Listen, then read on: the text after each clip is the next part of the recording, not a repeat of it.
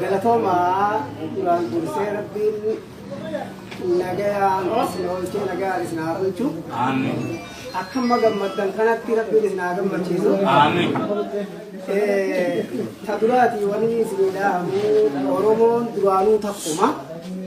Oromoon takkuma wanta kanoo keessa Rabbiin cabsee isii ammallee nutti hin deebisu. Takkiitiin Rabbiinis ballama nuu fuudhee abbootiin gadaatii ijoollee teenyaaf ballama nuu fuudhanii Rabbiin hin dhagee. Tokkuma naa ta'a. Dhaabban siyaasaadhaa hundinuu namuu jahaa jiru qabsaa'ee qabsoo isaanii sana warra wal beeku Rabbiin waa godhu. Warra gartee matamartuu ta'ellee Rabbi wal jala nu haa yaasu. Biyyi teenya daangaan isiidhaa nagayaa ta'u. Daangaan hundi lafti Itoophiyaa hundi teenya ta sabaa sablammootaati ta Oromootaatii hunda isiidhaa Rabbi wal jala haa yaasu. Warra nu khilaafullee hunda khilaafa keessaa haa gadaan gadaa quufaati. Gadaan gadaa bal'inaati. Akkasitti Rabbiin isin haa dhagayu.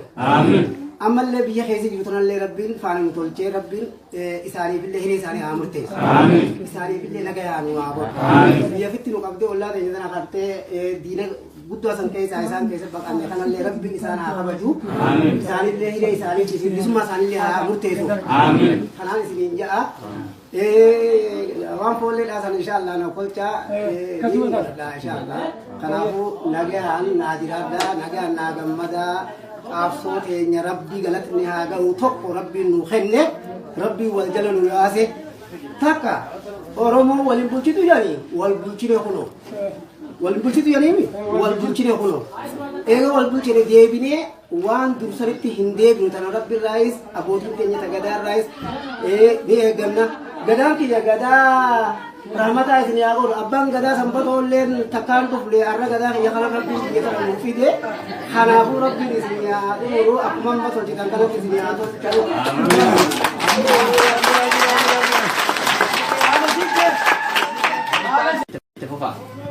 Galatoma duraan dursee Rabbiin nagayaan isin oolchee nagaa isin haa oolchu.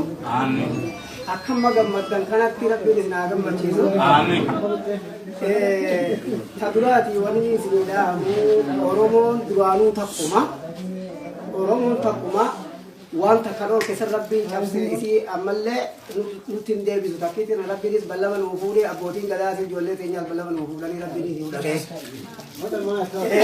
Tokkuma naa ta'a.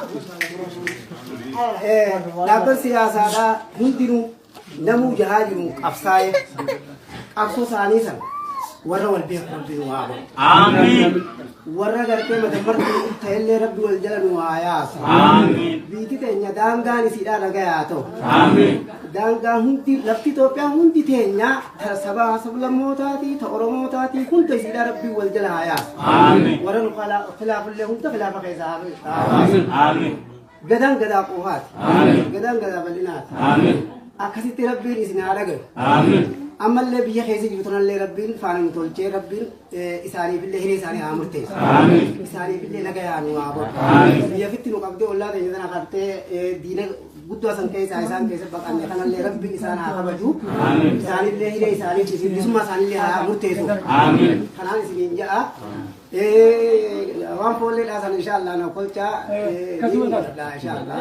Kanaafuu nagaan naa jiraadhaa, nagaan naa gammadaa. Qabsoo teenya Rabbii galatni haa ga'u tokko Rabbiin nu kenne Rabbiin wal jala nu yaase takka Oromoo waliin bulchitu jedhanii wal bulchine kunoo wal bulchitu jedhanii wal bulchine kunoo eega wal bulchine deebinee waan dursanitti hin deebinu tana Rabbiin raayis abbootiin teenya ta gadaa raayis ni eegganna gadaan kiyya gadaa rahmataa isin yaa godhu abbaan gadaa sanbatolleen takkaan dhuflee har'a gadaa kiyya kana Rabbiin biyya kana nuuf fide kanaafuu Rabbiin isin yaa dhumuru akkuma amma tolchitan kanatti isin yaa tolchatu.